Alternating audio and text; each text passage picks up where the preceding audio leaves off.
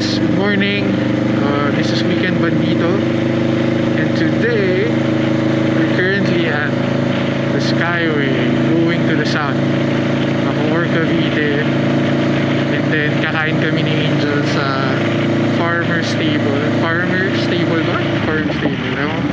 Farmer stable daw in Tagaytay. So, last time nag-attempt kami pumunta doon, ang daming tao. This time pa-reserve ata si Angel. So yun, sort of breakfast brunch ride to, kasi hindi tayo nagising ng maaga, hindi tayo nakaalis ng maaga, pero okay pa din yung weather.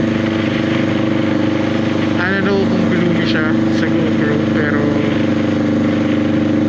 masarap, malamig, hindi mainit. Sana hindi lang umulan, pero mukhang uulan nata mamaya. Mukhang uulan nga mamaya. Okay, so guys, umaambon. And from my view, parang umuulan nata sa Manila or sa South. Hindi ko alam kung ilalagpasan ko ba yung ulan o pumupunta ako sa ulan. Ito na, lumalakas na.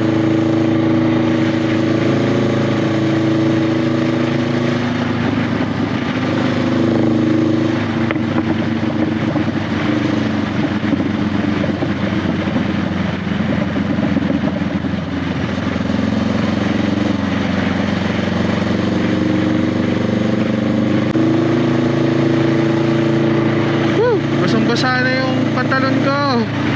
Naramdaman ko pumapasok na. Shit.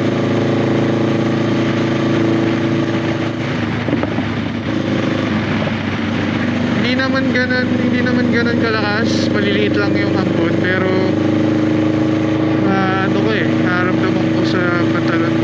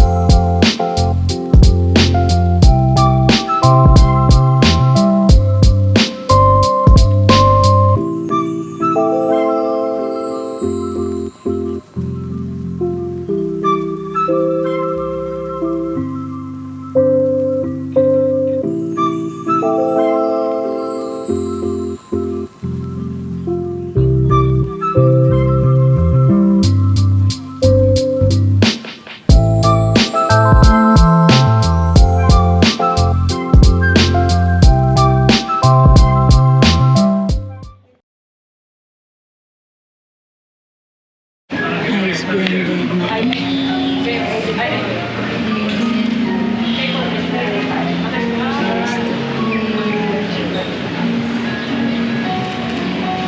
Naku po, may nagpipictory. Hindi ako makatayo. Uyo ka na. Saan yung papunta dito? Kinamalan mo kami. Oo, kaso na overexposed. Wala ND filter. Hindi mo na nakakanuhan yung taas. Naanuhan ko. O kaso nagputi na kasi wala ND filter. So here's the park. Here's the view. And they have the lower part ng kitchen.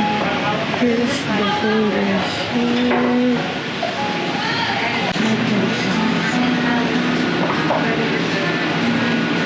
And they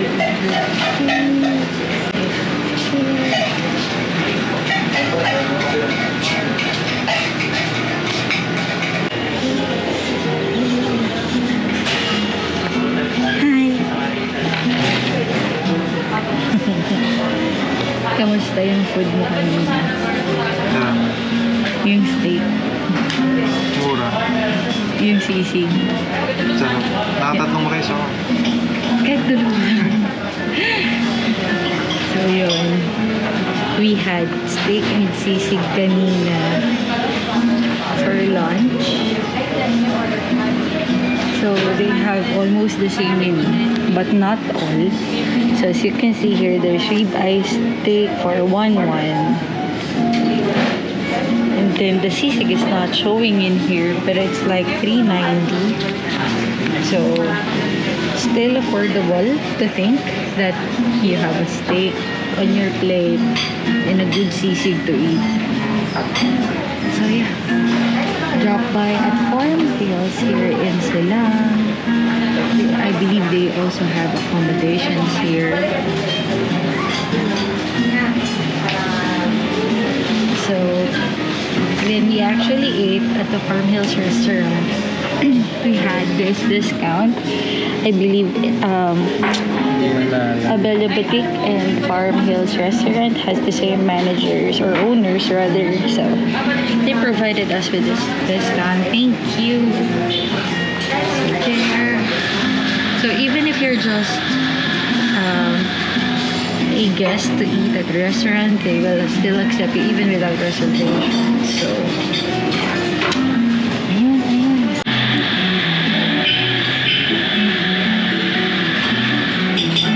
Okay, so what we ordered for today, we have their what do you call this? Best options on their menu. Best sellers, they said. So I got hazelnut coffee, and then we also had a salted caramel coffee here. So it's iced and hot. I prefer hot most of the time. So this is my order. This is his. We'll try it. Then per the waiter, per kuya who served us this one, mas matapang daw sa salted caramel than the hazelnut. And then balance lang naman daw yung ano. Kasi I usually worry with the hazelnut is masyadong matapang yung timpla nila for hazelnut. So, let's try. Let's see. Hey, can you open this? Thank you. Oh, there's a latte art in here. So, that's cute. Because yung ibang coffee shop, they thought it's take-out. Or dahil iniisip nila na take-out, they just pour the milk and that's it. But on this cup that I have on me, may cafe, may latte art siya. So it was nice. Good job.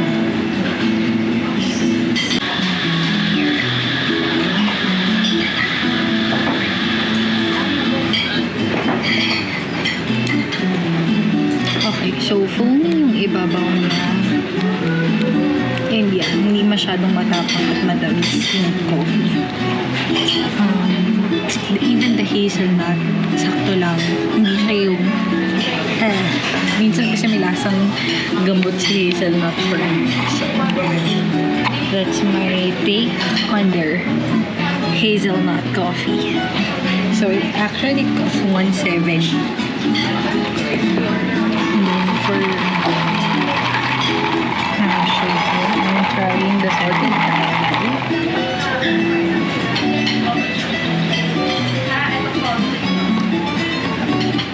This one's good. May pagka-maalat nga siya. Na matamis. Pero okay siya. So, sa dalawa, mas gusto ko si salted caramel. Kasi, with the nutty flavor, parang mas gusto ko si macadamia. But, still, it's a good drink. Sarap. So, yeah. We'll have our coffee first. Tapang niya nga. May tapang. Tap. Kaya akong ipaglaban. Just kidding.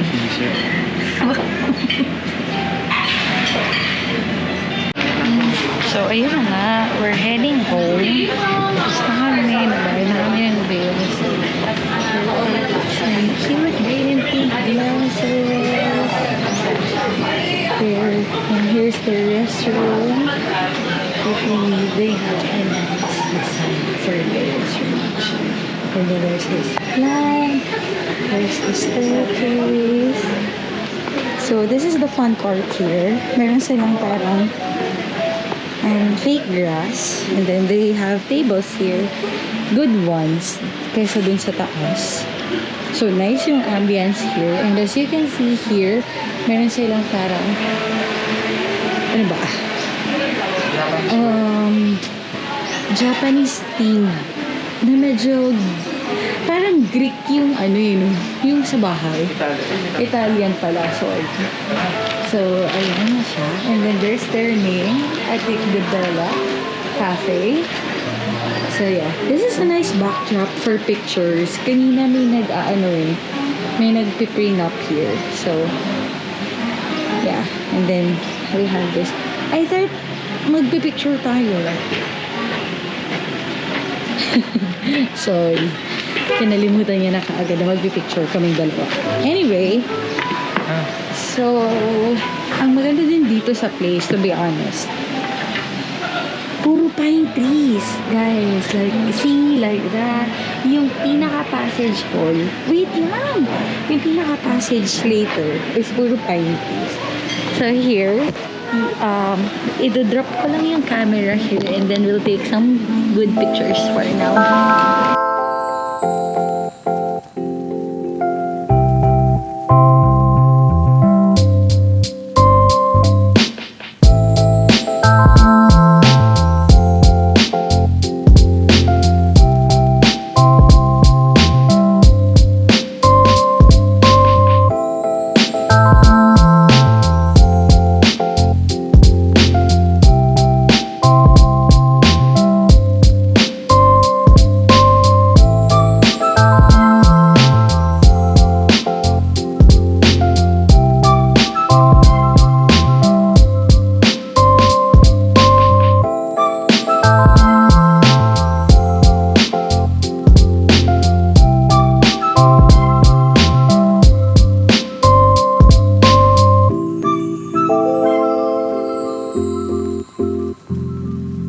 So, ayun na nga. Tapos may mga picture. So, ito yung view. Yan. May pine trees pa din everywhere. Yan. Even the pathway, may pine trees. So, yun yung good. And then, I guess that's another sample of a room na may balcony. So, ayan siya. And then, here's the stairway. Hey, say hi!